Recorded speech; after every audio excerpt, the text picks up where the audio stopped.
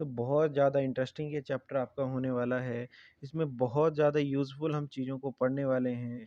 हमारी आँख कैसे काम करती है और बहुत सारे नेचुरल फिनोमिनाज़ हैं जैसे कि इंद्रधनुष का बनना, स्कैटरिंग ऑफ लाइट क्या होती है, आसमान नीला क्यों होता है। तो ये सारी चीज़ें हम इसमें डिस्कस करेंगे। ऐसे बहुत सारी और चीज़ें इसमें डिस्कस करेंगे। तो चलिए इसको शुरू करते हैं।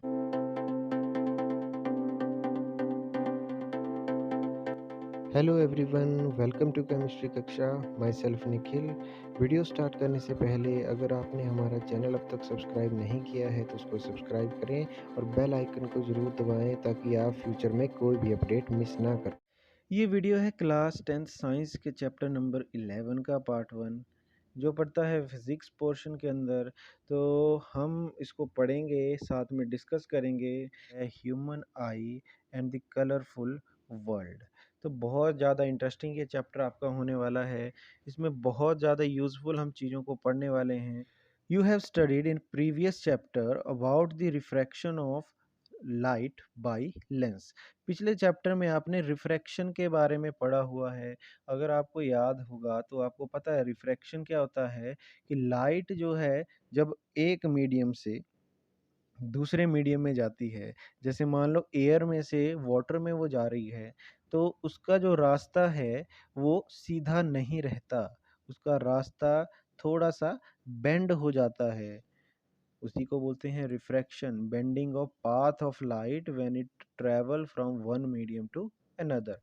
इस चैप्टर में हम उसे आगे कंटिन्यू करेंगे। तो ये हमारा बेसिक रहेगा रिफ्रैक्शन का, क्योंकि हमारी जो आई है, ह्यूमन आई है, वो भी रिफ्रैक्शन का यूज़ करती है चीज़ों को देखने के लिए।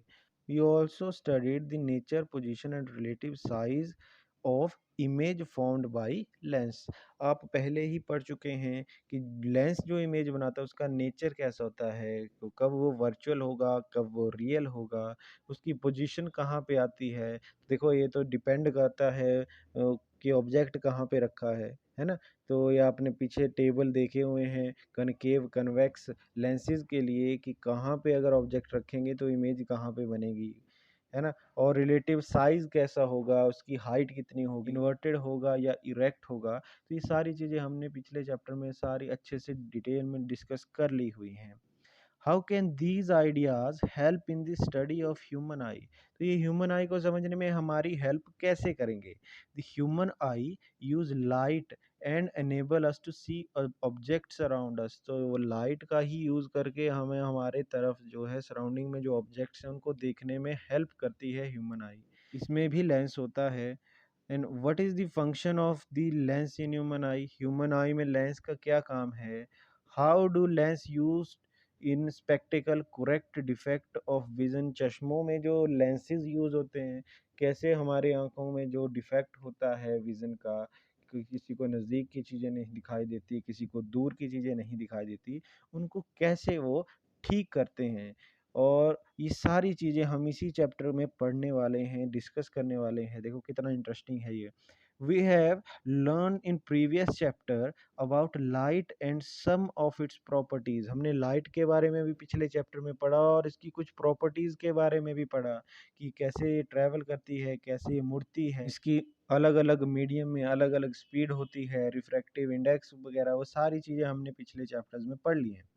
In this chapter, we shall use these ideas to study some of the optical phenomena in nature।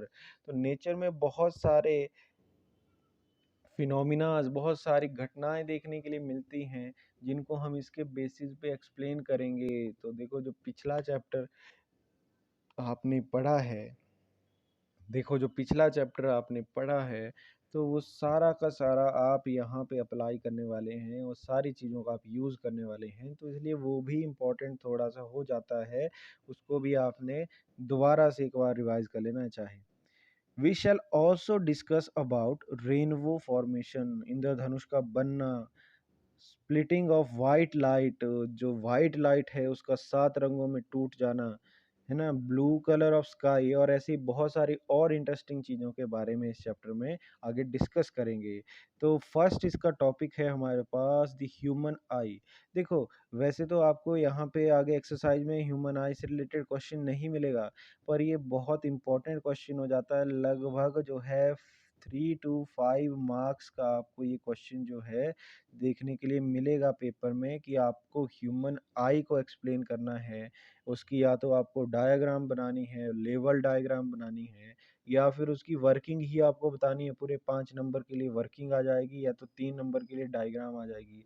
तो ये बहुत इम्पोर्टेंट आपका टॉपिक है, तो इसको चलो बिल्कुल डिटेल में इसको डिस्कस करेंगे और समझेंगे इसको कि ह्यूमन आई क्या होती है, कौन-कौन से इसके पार्ट्स हैं और ये कैसे काम करती है।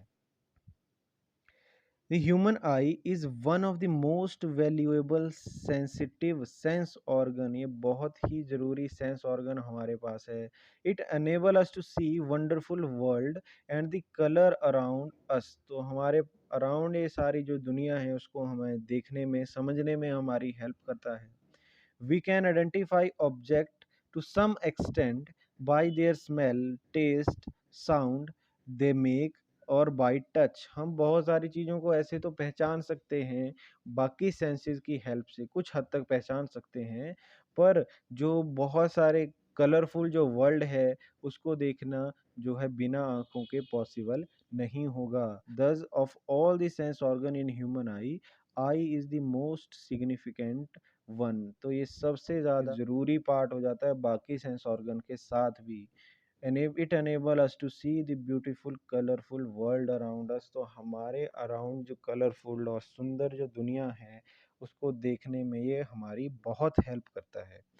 The human I is like a camera. एक कैमरा की तरह ये होती है। जैसे कैमरा अपने सामने रखी हुई चीज़ों की एक इमेज बना लेता है अपने अंदर, वैसे ही आँख का भी काम है कि उसके सामने जो भी ऑब्जेक्ट रखा होगा उसकी वो एक इमेज बना लेती है। एक इमेज कहाँ पे उसकी बनाएगी? इमेज बनाएगी, एक लाइट सेंसिटिव स्क्रीन लगी होती है पीछे, एक स्क्रीन की तरह एक लेयर होती है हमारी आँख के अंदर जिसको बोलते हैं रेटिना। तो उस रेटिना पे वो क्या करता है, उसकी इमेज बना लेता है। The light enter the I through a thin membrane called cornea. तो जो लाइट है कॉर्निया से वो हमारी आंख में एंटर करती है। तो देखो कॉर्निया क्या है, एक ट्रांसपेरेंट एक लेयर है, बिल्कुल एक पतली सी लेयर इसके ऊपर लगी हुई है, मेम्ब्रेन झिल्ली। It form a transparent bulge on the front surface of eye ball. तो जैसा आपको दिख रहा है ये जो मैंने ब्लू कलर में भी ड्रॉ किया फ्रंट में, तो ये आ जाएगा हमारे पास कॉर्निया। बिल्कुल ट्रांसपेरेंट एक लेयर होगी जो बिल्कुल सरफेस पे लगी होगी, या जो आई वॉल का जो फ्रंट सरफेस है वहाँ पे लगी होगी। The eye wall is approximately a spherical in shape. देखो आई आंख जो होती है लगभग स्फेरिकल शेप की होती है। स्फेयर कैसा होता है, एक बॉल की तरह, ठीक है? तो उसका जो डायामीटर होता है स्फेयर का, तो इसका भी एक डायामीटर होगा। डायामीटर कितना होगा? 2.3 सेंटीमीटर। तो एक जैसे कंचे के साइज की आंख होगी। Most of the refraction for the light रे entering the I occur at outer surface of the cornea.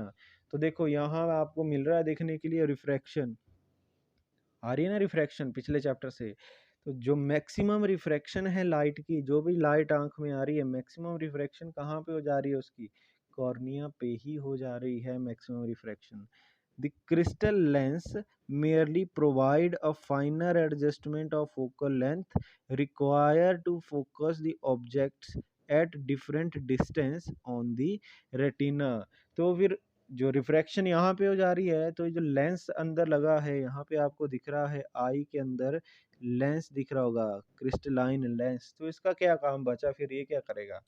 तो ये क्या करता है, जो भी लाइट इस पे पड़ती है उसको ये बिल्कुल फोकस करता है पीछे आपको जो रेटिना दिख रहा है उस पे। जो भी लाइट इस पे पड़ेगी उसको रेटिना पे फोकस करेगा। चाहे ऑब्जेक्ट नज़दीक रखा है चाहे दूर रखा है, इसका काम है कि उसकी इमेज बने कहाँ पे? रेटिना पे ही बने इमेज, और कहीं उसकी इमेज ना बन जाए। अगर और कहीं इमेज बनती है लेंस जो है रेटिना पे इमेज नहीं बना पाता, तो वो आ जाता है आँख में डिफेक्ट, तो हमें जो दूर का या कभी नज़दीक का साफ नहीं दिखता, तो उस वजह से होता है लेंस अपना जब काम नहीं कर पाता। तो ये भी आगे पढ़ेंगे चैप्टर में। अभी इसकी वर्किंग हम और देख लेते हैं। We find a structure called iris behind the cornea.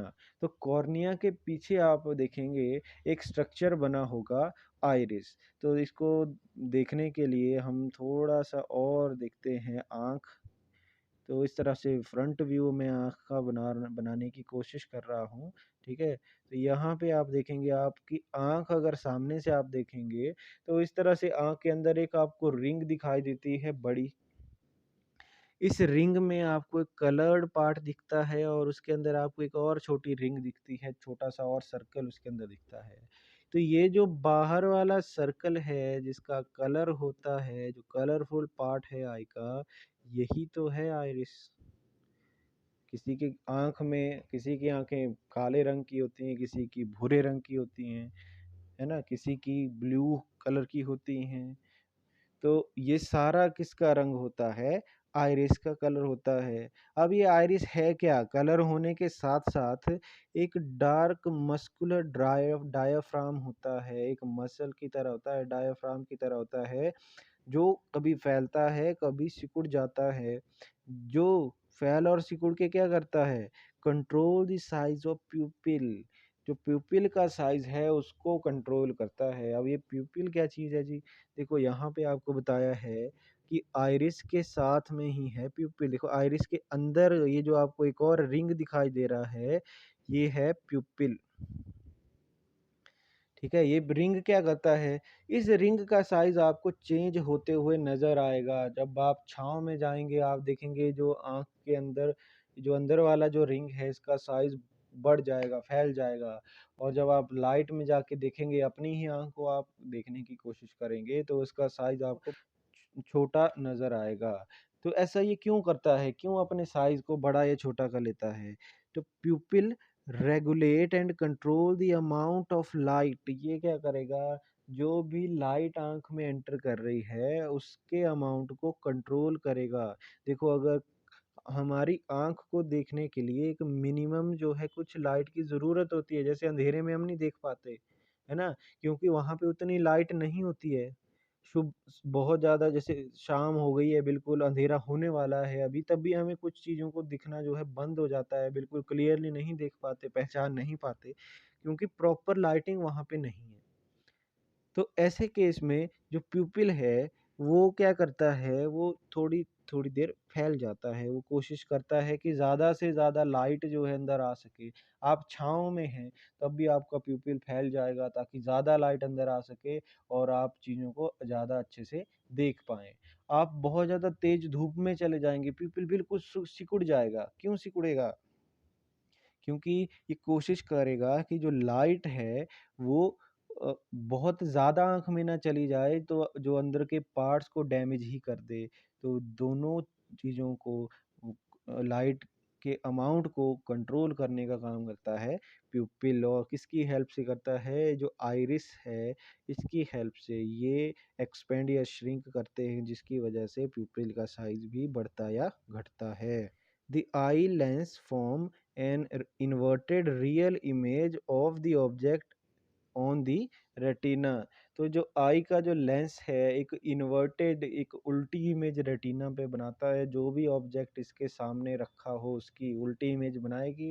Retina क्या है? तो रेटिना भी एक ऐसी मेम्ब्रेन है पतली, which have enormous number of light sensitive cell. उसके पास बहुत सारे लाइट सेंसिटिव सेल्स होते हैं, जो क्या करते हैं जैसे ही उन पे लाइट गिरती है, तो वो एक इलेक्ट्रिकल सिग्नल जनरेट कर देते हैं उसे लाइट के वजह से। ठीक है? जैसे लाइट गिरेगी एक सिग्नल चला जाएगा और सिग्नल क्या करेगा? वो जाएगा ऑप्टिक नर्व के थ्रू चला जाएगा सीधा ब्रेन में, है ना? और ब्रेन फिर उसको इंटरप्ट करेगा, वे सिग्नल है क्या? ये किस चीज़ की आपको इमेज दिख रही है? ऐसा क्या दिखता है? और जो इन्फॉर्मेशन है, तो हमारे ब्रेन जो है वो समझ जाएगा भी आपके सामने क्या रखा है और आपको किस तरह से उसके लिए रिस्पॉन्स करना है, किस तरह रिस्पॉन्ड करना है, वो फिर ब्रेन डिसाइड करेगा। तो ये हो गए देखो आइज़ के अलग-अलग पार्ट और उनकी वर्किंग। देखो दोबारा से इसका स्ट्रक्चर हम देख लेते हैं। यहाँ पे आई बॉल हमारे पास है जो लगभग स्फेरिकल साइज की है और जिसका डायामीटर कितना बताया 2.3 सेंटीमीटर। इसकी जो सबसे आगे की लेयर है वो है कॉर्निया, जहाँ पे होती है मैक्सिमम रिफ्रैक्शन। मैक्सिमम रिफ्रैक्शन जहाँ पे हो जाती है लाइट की, है ना? उसके बाद लाइट जाती है आगे प्यूपिल पे। प्यूपिल क्या करता है, it control the amount of light, यहाँ पे लिखा है control the amount of light, किसकी हेल्प से, आइरिस की हेल्प से। इसकी हेल्प से क्या करता है, कंट्रोल करता है ये लाइट का अमाउंट। देखो जो कॉर्निया है और जो प्यूपिल आइरिस है उनके बीच में एक फ्लूइड भरा होता है जिसको बोलते हैं एक्वस ह्यूमर।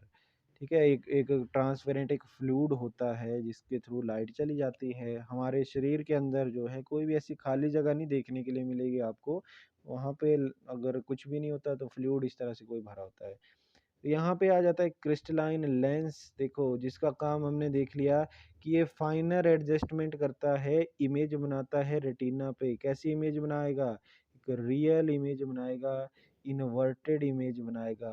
कहाँ बनाएगा, रेटिना पे, अपनी जो फोकल लेंथ है उसको एडजस्ट करके।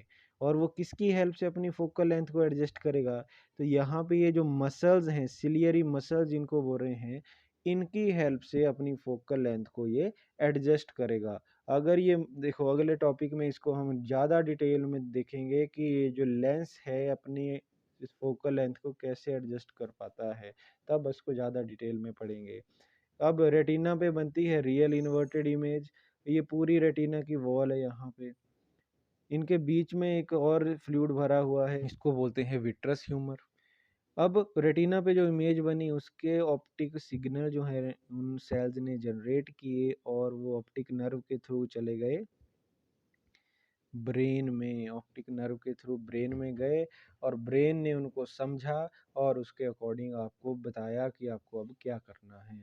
तो ये थी वर्किंग एंड स्ट्रक्चर ऑफ आई। इसको आपने ध्यान से समझ लेना है क्योंकि यहाँ से मैंने आपको बता दिया 3 या 5 नंबर का क्वेश्चन आपके पेपर में पक्का आएगा। उसके बाद हम और देखेंगे कि ये पावर ऑफ अकोमोडेशन क्या होता है आँख में, ठीक है? और साथ में देखेंगे कि डिफेक्ट्स ऑफ विज़न क्या-क्या हैं। तो ये अगली वीडियो में इसको कवर करेंगे। अभी अभी के लिए इतना ही, मिलते हैं नेक्स्ट पार्ट में। Thanks for watching. आपको हमारी वीडियो कैसी लगी कमेंट बॉक्स में लिख के ज़रूर बताएं।